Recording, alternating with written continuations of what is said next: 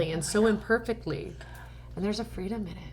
The imperfect. And there's a freedom in the imperfect. Yeah, I've had a priest tell me, he's like, Among the Lilies has been for me what seminarian was, like the seminary. He's like, you gave me the female section that they didn't teach me. Oh, He doesn't have sisters. And he's like, he said that it was weird that even his phone, he's like, I even would delete episodes, and whenever I got in my car, it just played. And the Lord, it was always something that I needed to hear. He's like Among the Lilies taught me how to relate to women in the pew. What does that do for you in your heart? What does that do for you? Oh, praise you, Jesus. Yeah. Like, that's why it's there. Yeah. That, like, I want to cry. That's Isn't that so beautiful? And you too. People have told me they've homesteaded because of you, because of our episode. Yes. Do you remember when we did that? my turn the manure episode. Yes. That was so beautiful and amazing. Like that affected people. Oh, and they're like, okay, I can do this. Like just the next thing. Like just get a bit of dirt. Yeah. Yeah. Plant a seed. Yeah. Plant a seed. Exactly. I said that to my hairdresser actually the other day. She was like, said something about not being able to, do something. She's got a little tiny plot, and she's like, oh, I love sunflower. I told her I was flower farming. I love sunflowers. And I was like, sunflowers are the easiest. You just drop the seed. Maybe bury it a little bit if you need to, and you'll have a 12-foot tall sunflower. And she was like, oh, really? Is it that easy? I was like, yeah. Just, make sure there's a little dirt, and it'll do its thing. That's amazing. And just spreading hope with that, right? And then everyone that walks by the sunflower, it's beautiful and amazing. Yeah, and they're colossal. So it's like, I don't know. I love huge flowers because it makes me think of how big God is. Yeah, and his goodness and beauty. Yeah. And bright, like a big old sunflower came from this little tiny thing. Little tiny seed and a flower head like that. It's amazing. And it's so humbling. People that say, like the other day, someone told me, they're like, I quit my job because of you. I'm a stay-at-home mom. Not me, because of this, because of the podcast, because of the chats. Heard. Yeah, because of what she heard. So it's really the Holy Spirit. That's incredible. It's totally the Holy Spirit. Absolutely. And here's the thing. I'm grateful that I started the podcast because I needed it in the beginning. I was drowning postpartum after Peter. Oh, that's when you started. That's when I started it. Oh, yeah. And I was like at rock bottom. It was after I visited with y'all, and I was like, this is what I needed. Like, I needed friends. I needed the conversations. Yeah. I needed the chats. I was too busy of a mom of little kids to make the time for you and I to sit down and talk for 30 minutes or an hour. But this made me pay a babysitter or tell Matt I need 1 hour in the basement to record. And I'd have these beautiful conversations. And like what happened with Patty, where it didn't work, I was like, that was a beautiful conversation. I'm so glad we had it just for her and I.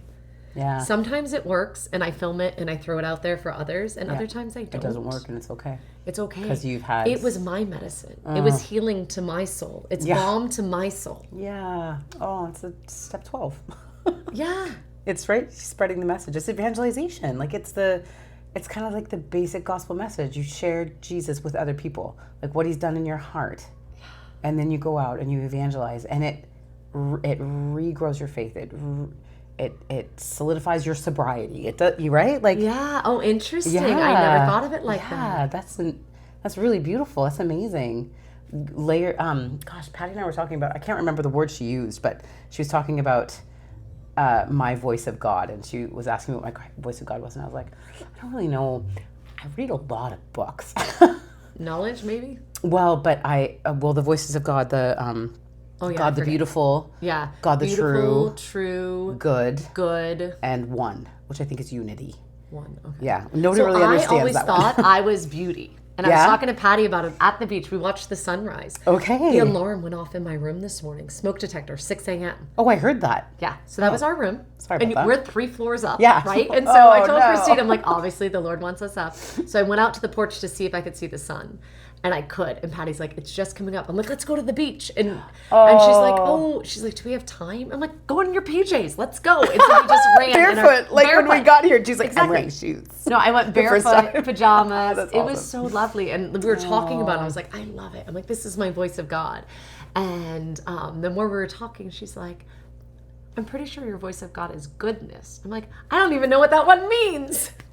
And then she started talking about it. And I was like, Oh, I come alive with that. Yes. And she starts talking about this, right? Yes. Like you doing people. Us having this conversation and pulling something out and being like, yes, oh, I love this. And it sets me on fire and I want to help you. She's so good. Right? She's so good. She did the same thing for me. Did she? The car ride down here. It was like, I think maybe it's beauty because I'm a flower farmer. Right. You love beautiful things and you make beautiful things. Not just children.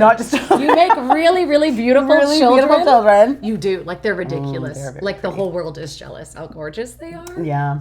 Well, but some lucky people can marry a Daniels. That's right. But yeah, no, but you make, like, your bouquets are gorgeous. Yeah, and I've always loved that gardening, and even in my home, like, creating beautiful things. I'm not an artist per se, but I love to knit or to, put things together and make it lovely, and gardening. So I was like, oh, but I was talking to her, and I was like, I don't really think it's beauty because it's not this, like, I love being in the forest. I love that. I love nature. It really does. I breathe deeply, but I don't need it like Robin needs it.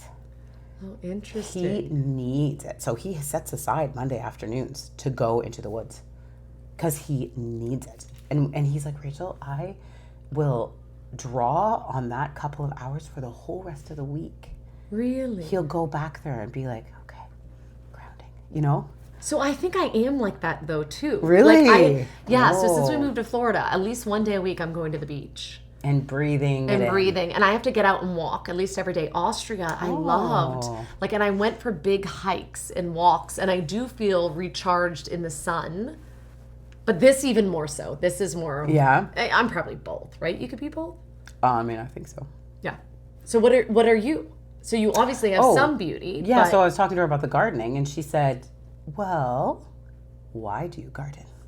And I was like, oh, because it's like, it's truth, right? I see, when she said it, I was like, that's why. Because I was like, because I see the layers of our purpose, right? I'm preparing land.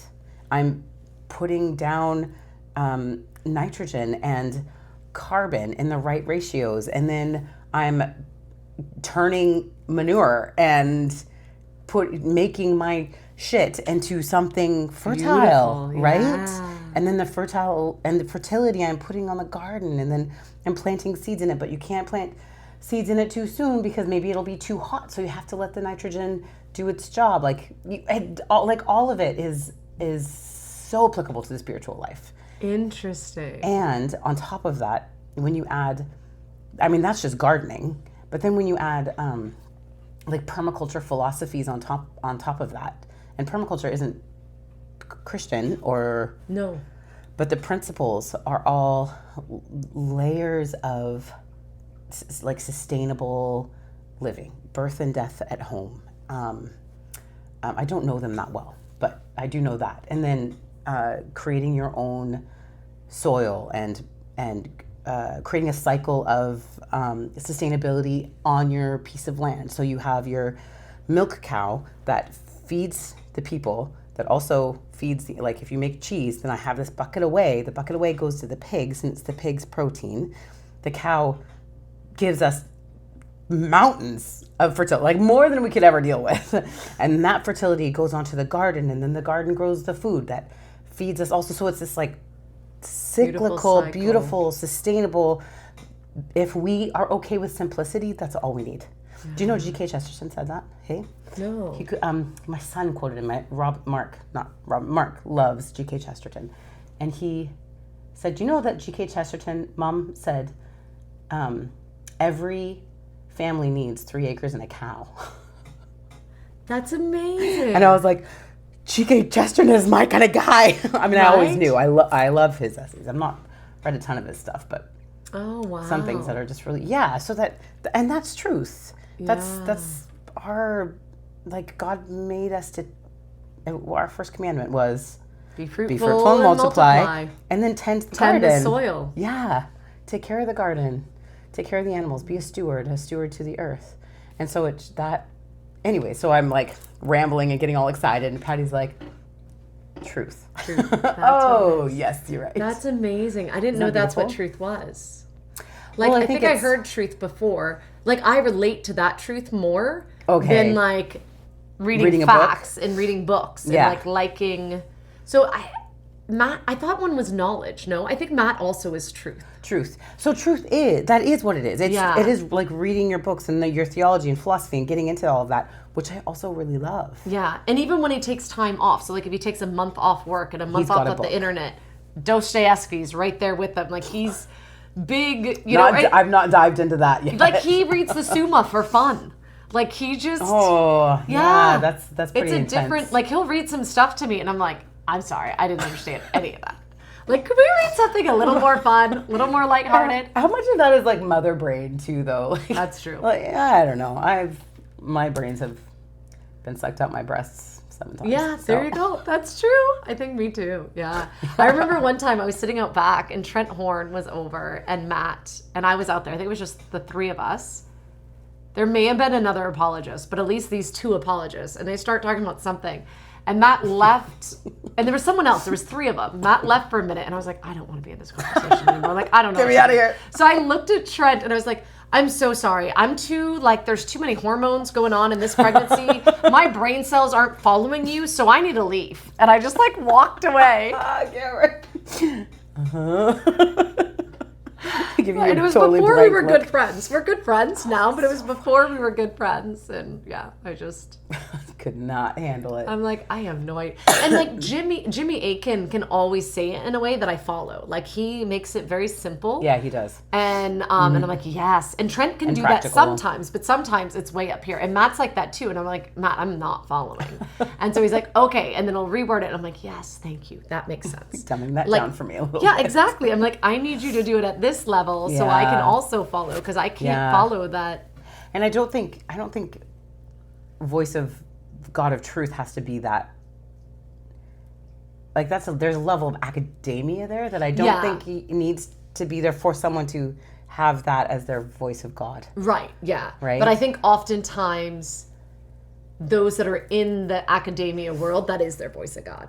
Like, I remember talking to someone about something. True. And I forget what we were talking about, and we're, like, wrestling with it. It's a friend from Steubenville. And I was like, well, we don't have to figure it out. And he's like, do we not? And I was like, no, we'll leave it to, like, the moral theologians or something. And he just laughed. And he's like, Cameron, do you know what I do? I'm like, I know you're a professor at Francis. And he's like, moral theologian. I'm like, well, good luck with that one. Like, I'm sorry. You go ahead and wrestle with that. You do have to figure it out. I don't. But you need to figure it out. Oh, yeah. And then you left him to his own devices. And I don't know whatever happened of it, but I'm like, that's fine. I don't need to know. Mm-hmm. And I love having those conversations like Liz Sanich and Patty upstairs were talking about. Yes. That, and I like was sucked right into it. I was like, me too. I was like, I want to be a part of this conversation. Yeah. Can I just listen? Yeah. And even some of it what kind of went over my head too at the same time because I don't know TPM like Patty does and I don't know Ignatian discernment like Liz does, but the whole concept of what they were trying to say and how our hearts can receive truth, right? Like I think that was the bottom line. How do we receive truth? How do we go from functioning out of lies and sin really into God's truth? And Patty was saying that we can't, that we're really unable, that we can only do, what we can do. And that resonated with me because not too long ago, maybe a few years ago, like Robert and I have made so many mistakes. Oh my gosh. So like everyone in the book, ask me any question, I'll be like, well, I can tell you what not to do. What to do. Yeah, learning from your mistakes. That's huge. You've done a lot of that too. Tons of it. And I regret it. Like I feel like I am a lesser person because I keep, we keep trying, the 2 of us together were terrible. We keep trying to do something and then failing and then trying again and then failing. Like we got our milk cows a year ago and man, the learning curve is so steep. But we were having a conversation and I was like, Robin, why are we such a disaster? Like I don't feel like everyone else is like this. I think this is just us. Like, why couldn't we have made these decisions differently? And he was like, Rachel, we didn't because we couldn't. You make the best decision you can in the moment, and then it's only the grace afterwards be like, okay, that wasn't a great decision. Yeah. Well, and I think the regretting the past is also part of why I remake mistakes. Do you know what I mean? It's that not being accepting of my littleness. Yeah. Do you know? Like I feel like I'm 46. I'm pregnant with my 8th child. I should be able to. I should have mastered this by now. Yeah. I should have learned. So many things, like how to do the laundry. Still working on it. Still working on it. I saw a sign today, actually. It said something about washing this week, sorting tomorrow, something else next week, ironing never. I was like, yeah, it's accurate. Yeah. Someone was at our house visiting and they wanted to know where the ironing board was. And I just laughed. I was like, yeah, I don't think we have one. They're like, you don't think how do you not know if you, I'm like, we owned one at one point. I think the kids played a game and it broke. And I have no idea where the iron itself is. Didn't need it. I just go like this and my clothes come out pretty good. Or I stick it back in the dryer. And if it can't get straight that way, well, I don't need it. No. Yeah, or the clothes, right? Like, yeah, my boys are in cadets now, so they iron. Oh, they need an iron. They iron their own stuff. Wow, nice. Yeah, they asked me to show them how. Don't remember if I did or not, but they figured it out. They figured it out. They did. My dad made us iron our own. I waited tables at a restaurant, Landry's, in Texas, and it was a seafood restaurant. And I had to wear like a white man's business shirt and a tie. And my dad taught us how to tie. It wasn't an attractive outfit, which praise God, I probably needed it for humility and modesty's sake. But he showed my sister and I, he's like, I will show you once how to do both. And he showed us how to do it, and then it was on us. Meredith got really, really good at ironing. I got great at tying ties. So she's like, I'll iron your shirt if you can tie the tie. I'm like, sure. Tying a tie is so much easier. Good try. Yeah, good But trade. I can iron. But what's funny is I don't know how to iron a lot of girls' things, but I know how to iron a man's shirt. Yeah. And it came in handy for Matt. I've used it multiple times. And he said the same thing. He's like, how do you know how to do this? I'm like, I had a job once and my dad taught me. And now I'm going to buy you wrinkle-free shirts. Pretty much. Yeah. Pretty much. Amazing. Yeah, I think it's hard to not beat ourselves up over things that we've done. Or like even like with this most recent move, like I'm like, oh, I could have spared my whole family and we didn't need to go to Steubenville. Like if we had stayed in Georgia, like, and I felt guilty, like we had to leave Steubenville because of me. Not because of any other reason, but because of me. And I wrestled with it and I'm like, all right, Lord, and I was telling Matt, I'm like, I don't like this. Like, and I think that's why for so long, he's like, if you're not healthy here, we can move. And I'm like, we don't have to move. Because my kids loved it. They had great friends, amazing fellowship, walking distance community. Yeah, it was pretty beautiful. Everybody was happy, but my body was falling apart and broken. And so like we keep leaving for a month here or there, or weeks here and there. Because you feel like crap. Because I felt like crap. And I think finally going away, like being in Austria for 6 months, I was like, yes. And Matt's like, we need you. Like the family wants you functioning. Yeah. We can't. And I was very like, and the kids were so great and so supportive and they got it. Like especially my oldest son, like he has such good friends. And we gave him the option. Like if you want to stay, you can. And I was so proud of him because he did a few times. We would go for a month and he'd stay with friends and so he can keep going to school. And he's like, I don't like not being with y'all. I belong with you. And I'm like, you do belong with us. Good, come. You love me still. Yeah. And I feel like we found this lovely compromise where it's like you come for 1 year and then we'll send you off. Like you'll be sick, and he really wanted to go. Almost 18. Yeah, exactly. We're like, you're 17 and a half, you can go to college. Like I think you'll thrive. Yeah. But we're gonna like set everything up now. So we're working on everything now, like learner's permit and driver's license. I'm like, we're gonna get all this figured out and then you'll go and you'll be successful and happy and set up for success. Yes. Yeah. And I know he misses his friends. I know it's hard. But I'm grateful that he's willing to do it for love of me. Yeah. Because the rest of the family. He knows it's because of your house. All of them do. Yeah. Yeah. And it's like, Mom, don't worry about it. The girls are great. They're like, we'll meet new friends. And then we literally met one family of friends, and they just happen to have kids all the same ages as our kids. And so, like, the kids are like, it's okay, we have this one family. That's really sweet. Isn't it? It really is. And I'm like, thank you, Lord. Yeah. And I'm so grateful for this one family, because it's like, and no pressure on them. If they move, we'll be fine. But it's like, okay, that's what we needed right now. Just to get settled and be okay. Right away, everybody needed a buddy, and everybody has a buddy in this family. And they all get along great. Yeah, it's really beautiful. Yeah. Hers was the peacock dress that I wore. Do you see that pretty blue dress? No. Where? I went to the Matt Walsh gala, his movie premiere. Anyhow, okay. It was a beautiful peacock dress. It was blue. Yes. And everyone kept complimenting me, like, I love it. I'm like, thank you. And you know how it's easier to accept a compliment when you know it's not yours? I'm like, thank you. And someone's like, where did you get it from? It's my friend. I met one friend of Florida, and she happens to be my size, and this is her dress. And here's her purse. Because I didn't have my stuff yet. I had just moved. And I feel like sometimes it's easier to accept things, like when we look at our gifts, like this, like having this conversation and even talking about the blessing among the lilies has been, it's not me. It's the Lord. Yeah. Like, it's a gift that he gave. It's a gift he gave to me, for sure, because I needed it. I wanted to make the time to have these conversations. Yeah. But it's also blessing other women and parts of the world that I never even heard of, which is amazing. And it's just... It's God's abundance and his goodness. And he's like, I'm not just going to do this amazing thing for you. I'm going to do it for all these people. Yeah, all these people. Oh, it's just, that makes me so, I don't know, just fill with grateful joy. Yeah. Right? To know that he's so generous. He's so generous. And man, so many times, especially since we moved to our little farm. So have you been to the farm? Have you been to our place? Yeah, I have. You had the really cool, but you didn't have it as a farm then. So you had chickens. Okay. You may have had pigs. And then you had that awesome playground in the front.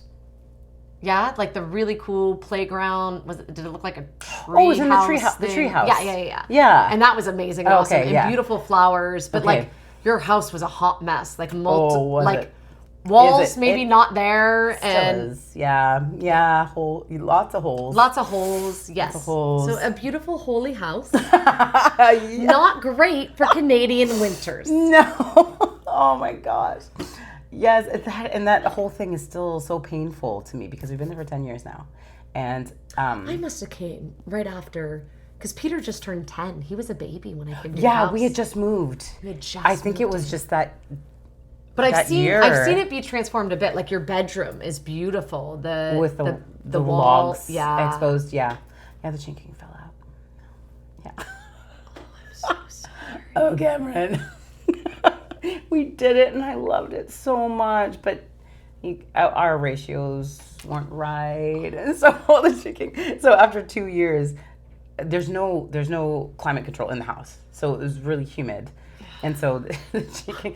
It didn't fall on you, did it? Oh, yeah. Like, all over the bed. And just, like, did it fall on the baby? At a time. Well, not, like, huge chunks. It was dust. Little, yeah. It was dust. I'm so sorry. Over the course of, like, a year. It was snowing in your house. Snowing dirt. It was amazing. Oh, and every time I'd go to bed, I'd have to, like... Sweep the bed. Sweep the dirt off the bed before you go to bed. Off the bed. Oh, praise you, Jesus. Yeah, like, this is my life, Cameron. This happens to me all the time. I know. So the chinking's not there anymore. It's still okay. It's okay. Maybe someday we'll figure something out. But yeah, the house is such a hot mess. I can't remember what I was going to say about it. Something about the goodness, when something's a gift for the Lord, it's easier to accept. An attitude of depletion. That living in that house and trying to fix it up without the skill or the time or the energy has created in both Robin and I this attitude of depletion. Like, so we'll like scramble for... It's never quite enough. Anything.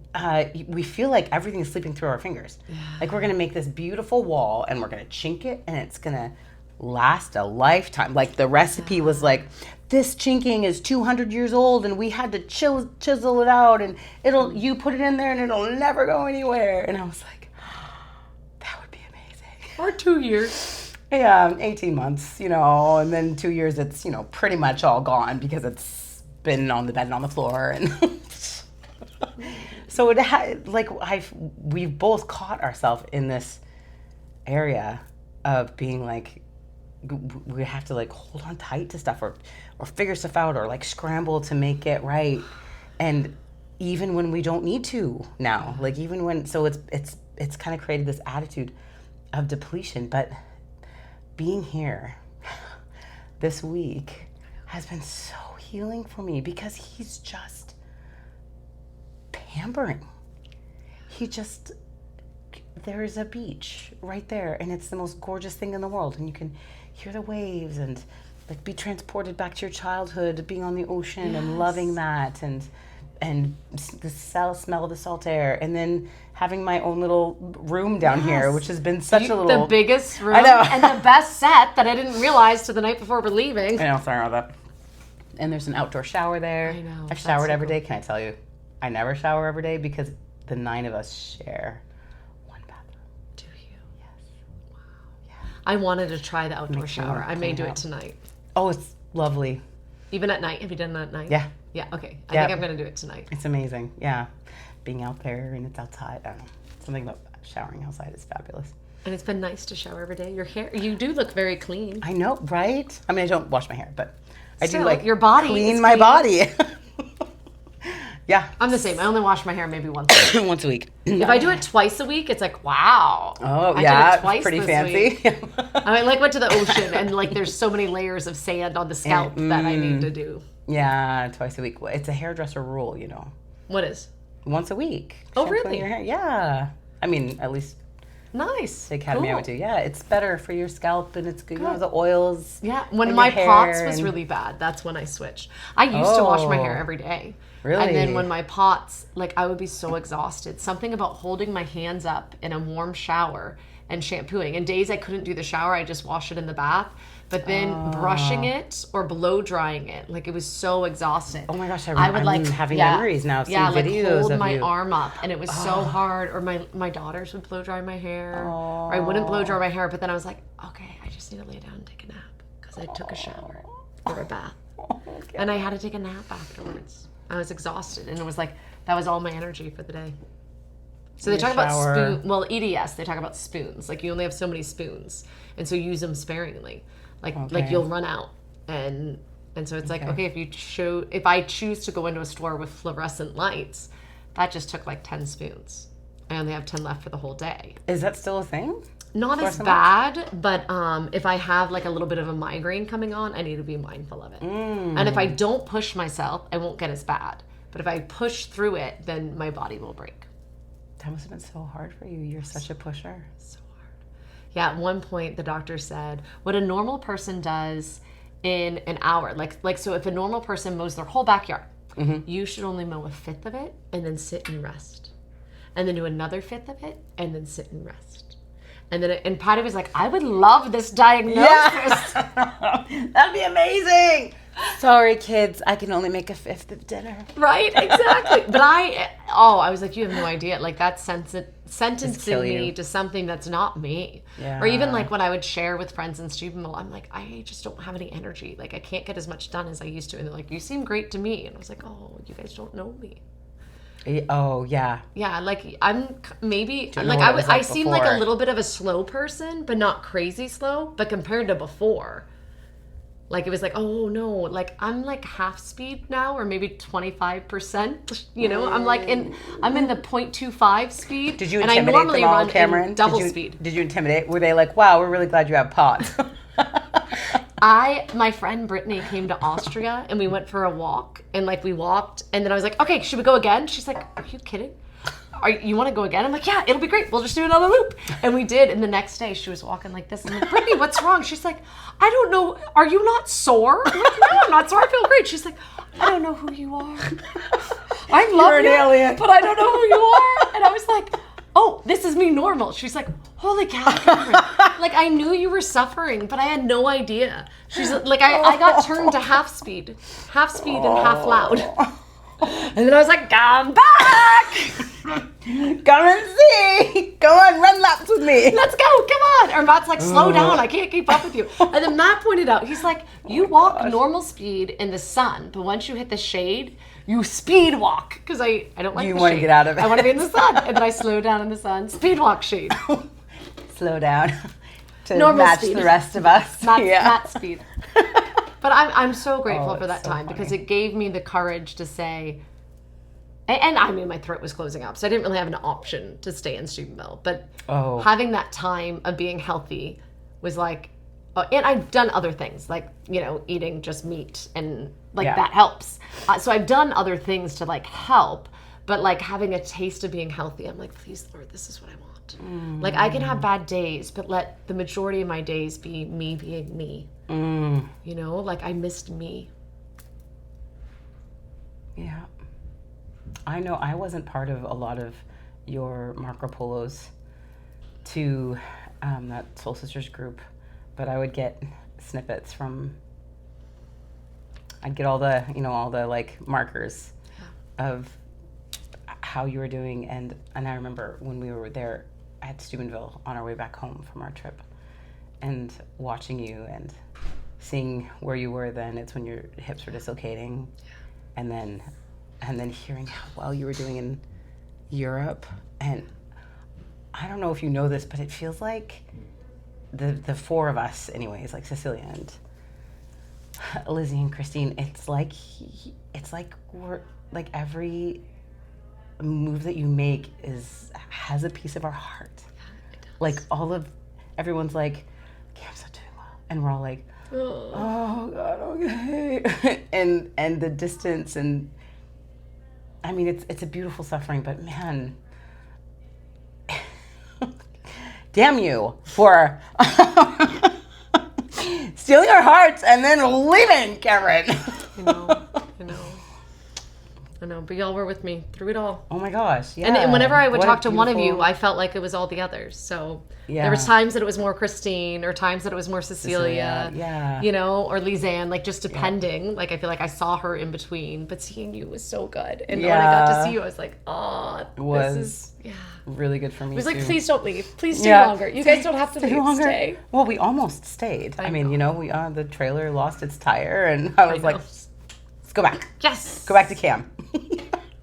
Your husband was such a delight that trip, hey? Yeah. Did I ever tell you? He really enjoyed having y'all with us. Oh, I loved that. Like, I never really got to know him super well. Yeah. And I don't feel like he's the type of guy that he doesn't let people know him well. Yeah, no. And I get that, and I respect that. That's, to each his own. But what a beautiful trip. And I was like, I like Matt. Yeah, he's great.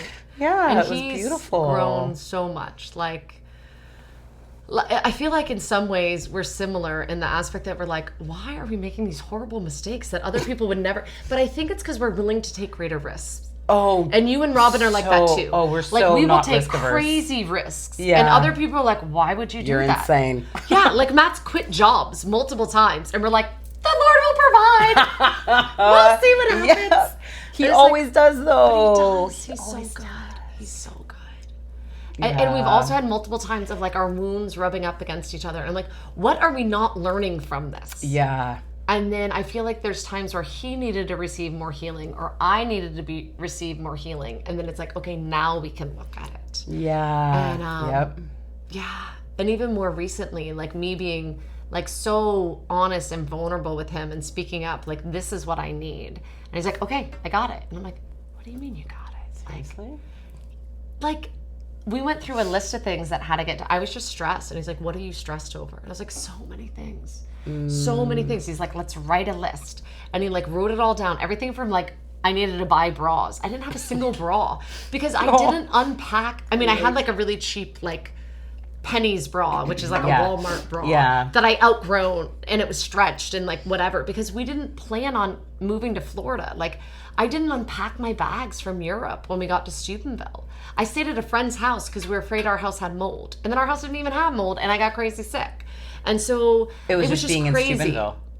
just being back in the town. And you didn't unpack? And I didn't unpack. And I like took some stuff, but it wasn't even like a complete suitcase. Like I had a wooden spoon from Poland. Like, great, I'm glad I have this. Is anybody just thinking? No, just... No, it wasn't even a spoon. It was half of, like, for salads. It was. I had the spoon one, and then there was a fork one in another bag. So I had like half a thing, and I'm like, why? Like, why do I have this? Like, anyhow. Just in case. Praise God. But there was just so many things like that, and it was like, I couldn't go in my house. I couldn't pack my things. I hadn't been in my house in 7 months, you know? And I needed my stuff, and I needed to set up a pool guy. I needed like all these different things. And Matt just like wrote it all down. He's like, okay, I can do this one. I can do this one. I'm like, you're going to call and set up power in our name? And he's like, yeah, I'll do it. I'm like, you don't know how to do it. He's like, I'll figure it out. And like, I was like, oh, I've done that every move. And then he called and he was like stressed and overwhelmed on the phone. He's like, oh my goodness, these people are the worst. And I didn't lose it, but like I got really quiet and my eyes got really big. And I did something. I forget what it was. And I was like, I'll just do it. And he's like, whoa, what just happened? I was like making fun of like being on hold and calling, but he was like complaining, but he put it on speaker and he was doing it all out loud. No. And it brought up something. It triggered me. Oh, yeah. And I was like, that's how it is doing that. But I've always done that job. Like we've lived in so many different houses, like probably like what, at least 7, if not 8, in multiple countries. And I always set up all the bills. He's never done it. But he was actually okay. He was okay. But I thought it was him complaining about it. And so like I kind of melted down or like went off on him or something. He's like, whoa, something's going on here. And I don't know what it is. Like I was making fun of the music and the lady and the like, come on, be competent. Like they're not competent on the other line, right? And then our address is really weird. So like we lie to the power company about our address because they won't give power to our real address. Our real address, they don't give power to. But this fake address that doesn't exist, they'll give power to. I'm like, this is really weird. Wow. But he figured it out and he did it. And then when he drove down the truck, he got a U-Haul. Yeah. He packed everything, all of our stuff, and he drove it down. Like, I just felt so loved. And I'm like, wow. You have grown so much. Yeah. Like, if I had not been so hard-headed sooner, maybe I could have verbalized that I needed his help on things instead of just doing everything myself. And then maybe my body wouldn't have broken as bad, you know? So like I relate to that so much. Yeah. So much. Like kind of making up stories in my brain. And not even that, but like I don't know if pandering is the right word, but like, oh, you're having a hard time. So I'll do it. It's easier for me to just do it. I'll take all of that on because you can't handle it. What a profound disservice, actually. To like, both of us. Yes. Yeah, 100%. And I know for my part, that enabling behavior did not help my husband in his recovery at all. No. Like it did the opposite. So not only was I drowning, you know, like single parenting and, you know, but I was creating an environment for him to not heal. Yeah. And wow, like when it's been really recent for me too, actually. And I call it, well, I yell at my husband now, and that makes everything all better. Good for you. I know, that's right? Huge. So for me, that's not a strength. If I'm like, I yell at my husband, like, Cameron, come on, you got to work on it. But for you, that's huge. It was, and it's not like because I've always been comfortable bringing stuff up like that with him, but being confrontational, right? But you haven't, which is so huge. Averse to conflict. Conflict averse. Thank you. Oh, between the two of us, we'll figure this out. Yeah. We haven't been drinking. Yeah, no, not at all. Just water. Yes, conflict averse. And so I call yelling, saying, I don't like that. And that's my big girl words. Yeah. So you're not even yelling. You're just speaking. I'm speaking my pain, which I've always been so afraid to because he's been in so much pain, right? So I'm like, I'm not going to give you my pain when you're in so much pain. But I cry, which I never did before. Like I'll cry. I'll break down crying. Now? Yeah. And that's like your new... And he softens. He doesn't get harder. He softens and is like, okay, what's going on? Oh, because it's not something you've ever done. Yeah. Oh, see, I cry. Like, I got big and like, I've got demonstrative, this. And, yeah, okay. And I'm not going to give into this. And he got worse. But if I soften, he's like, you soften. And then it makes him rise and stand up and be stronger. That's so masculine and feminine, hey? That's so beautiful. His protection and... Yeah, we say that too. We used to say early in our marriage, I had more of the masculine traits and he had more of the feminine traits. Like, not in like a sexist way or anything, just... He liked poetry and he listened to songs and cry and he played music and I wrestled. And I just was louder and bigger, whatever. Yeah. And I didn't really express much emotion. And he's like, I think we just saw it as that's the way God made us. But it wasn't. It was us acting out of our wounds. And then over the years, I've softened and become more feminine. And he's stepped up and become more masculine. And he does things that like... So beautiful. Like he used to not try to help with things. Like if the kids wanted something and he's like, he would struggle. So like recently, Peter wanted to go fishing and Matt figured out how to like feed the string through the fishing line and like put a hook on for him. Aww. And like he didn't know what he was doing. And at one point, he may have even asked me for help and I like told him what to do, but he did it. And like before, he would have been like, I don't like fishing. Fishing's dumb. You don't need to fish. Like, But really it was really defense because he didn't know how to do it. He felt like this was something I should have known how to do. Yeah. I can't do it. Yeah. Oh gosh, that's so amazing. Doesn't it astound you sometimes to be like, I'm 46 and I really within the last couple of years am like, oh, I'm grown up. I'm adulting. Yeah. Yeah, but adulting in my heart. Yeah, agreed. Right? Me too, for sure. That I can take things and I cried during Little House on the Prairie the other day, and the kids are like, Mom, are you crying? And I was like, yeah, that was really beautiful. Beautiful. Where before, I'm like, no, I'm not crying. I just had something in my eye. Jeez, come on. Paw, it gets me every time. Yeah, right. But this time I was like, yeah, I am crying. That's beautiful. That was really beautiful. Yeah. And then another kid was like, I'm crying too. Oh. Emotions are okay. Yeah, we'll cry together. Let's all cry together. Oh, man. My kids, I cry so much. They're like, crying, Mom? Yeah, okay.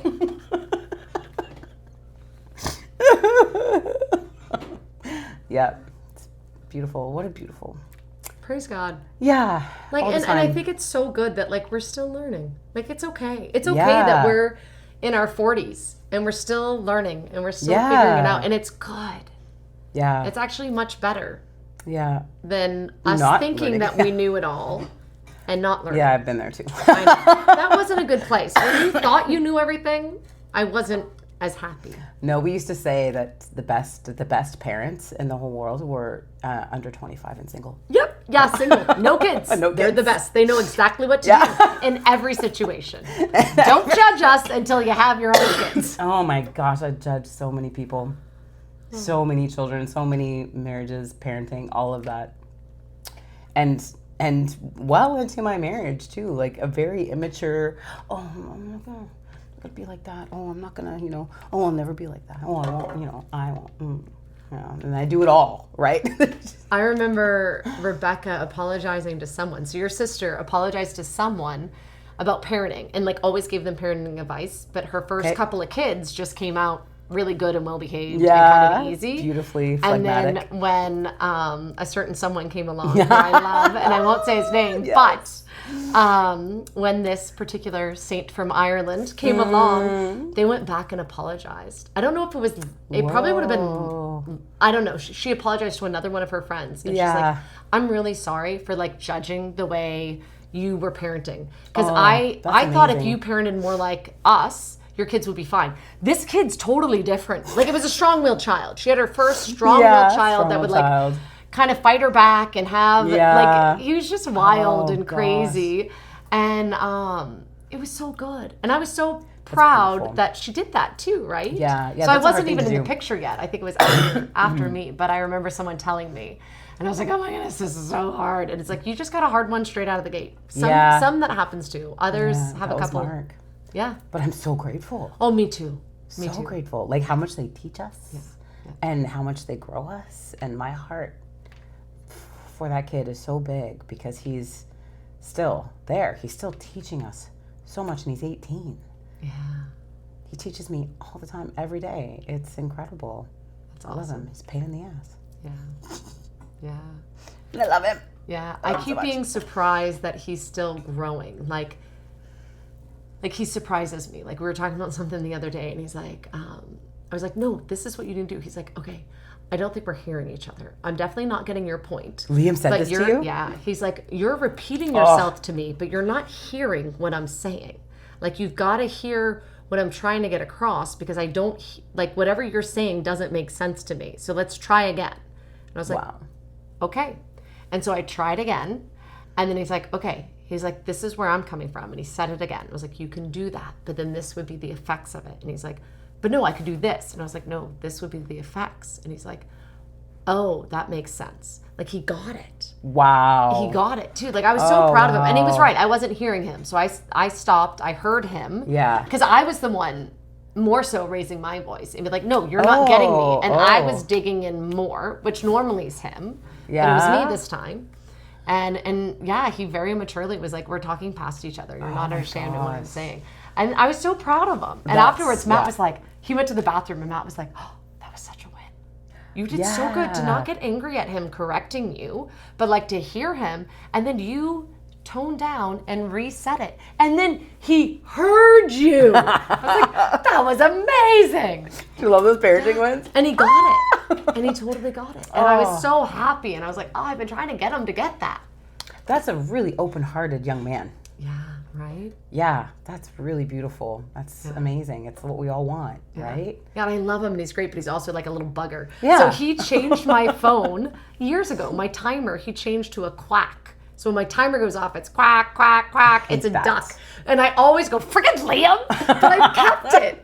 And so times that he hasn't been with us, so like he went back from Austria early with Matt. So Matt and him went, and the younger kids and I were there for like another month, and it would go off, I'm like, friggin' Liam, and we'd all laugh. And I was like, oh, I miss Liam. I miss Liam. Yeah, and so it goes off, and I'm like, friggin' Liam. And he's like, what'd I do? And I was like, the timer. And he laughs, and he thinks it's the funniest thing. And I'm like, I'm never going to change it. Like, it's a stupid duck timer. Oh, I know. But it brings me joy because he's a little bugger. He went in and changed it, like, just to bug you. Just to bug you. I know. My kids did it for my text.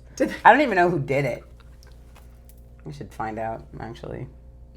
Administer some consequences. We could, like, let them know, like, they're little buggers. And we're like, oh. But and you can get frustrated, but they're beautiful and amazing and so cute. Even when they're wearing their big brother's shirt or their dad's shirt. Oh, was that? It was Robin's shirt. My 3-year-old. Oh, my gosh. I need to get home. Tomorrow. Make sure I can dress my children so that they're dressed in public. You know. Do you remember when I don't know where I was or what I did, but I was out of town, or maybe I was sick. I don't remember. Something happened and Matt was in charge and he didn't brush Avila's hair. And it got so naughty. Oh, no. And so, do you remember this? I came to you. You helped me. Brush out her hair. Yeah. Oh my gosh! In my kitchen at LeMay. Yes. I remember the hives. And I think you even had to like do some cutting, but you helped me because it was all matted everywhere. Oh. So I don't know. Maybe I was pregnant and sick. Something happened. By the time you got pregnant, you left really, really quickly after that. Yeah, that's true. So I don't remember what happened. Something happened, and like I wasn't the one mainly in charge of the kids. Yeah. Like I normally was, and I wasn't. And then I was like, what happened? And it was just mats everywhere. And I'm like, I'm going to have to shave her head. Oh. And I was like, there's no other option. We got it, right? We got almost all of it. You did an amazing job. You were so patient. And you just helped me so much. And I was like, thank you. Brush out those curls. I know. Freaking Matt. Jeez. He was just kind of like, the kid's alive. Yeah, I didn't bathe her. I didn't bathe her. I didn't brush the hair. Whatever it was, she's alive. And I think the same thing happened after my hospitalization when I got really sick in Georgia. Both Avila and Kiara, we had to cut parts of their hair off the back. Avila actually always wanted the look where you shave underneath, and I would never do it for her. But it was so matted. I was in the hospital for over a month. Yeah. And just their hair never got done. Like they tried. They were little, Yeah. right? Yeah. And Avila's was really bad. I was able to get Kiara's out, but Avila's was really bad. And she's like, and I was like, honey, you know how you always wanted that hairdo where we'd like shave the bottom? She's like, yes, can I do it? Because I got a lot of it off the top, but I couldn't get it out the bottom. I was like, what if I just cut it short and didn't shave it? But if you want me to make it a buzz, I'll do it. And we cut it short. She's like, I love it. I love the way it feels. But it was probably like this much for the back of her hair that I had to just, because it was so, you weren't with me. I'm sorry. You weren't with me to get it out. I'm so sorry. Well, you're the one that moved, That's so. true. It's my fault. It's your fault. Amazing. Love it. It's so good.